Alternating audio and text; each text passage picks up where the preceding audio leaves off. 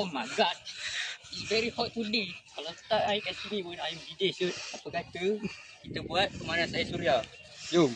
Assalamualaikum warahmatullahi wabarakatuh. Kami dari kumpulan Pesuri.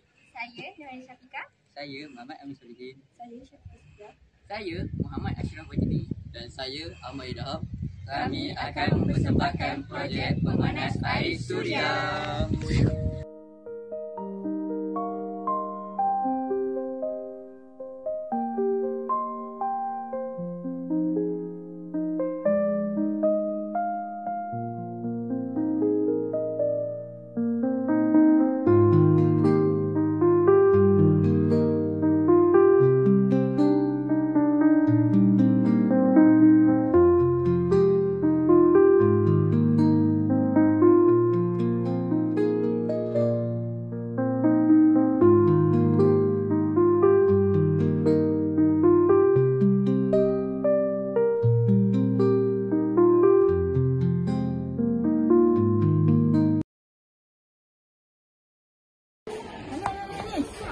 Kenapa kita balik kotak ni guna aluminium foil? Kau tak biar warna hitam je? Oh, dia guna aluminium foil sebab dia akan membantu cover. Bila membantu cover, botol ni akan serap. Dia diserap, cover tu akan memanaskan air tu. Selagi dah cepat panas. Oh, faham. Faham?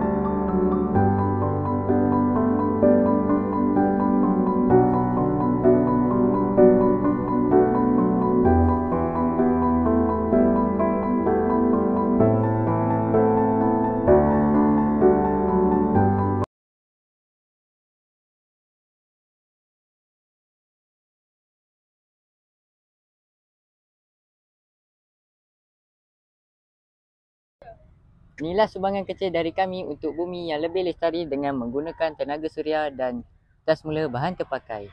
Kami harap inovasi ini dapat diperluaskan lagi penggunaannya, terutama di kawasan luar bandar dan kawasan yang terhad pada akses tenaga elektrik. Sekian daripada kami, kumpulan Pesuri. Bye.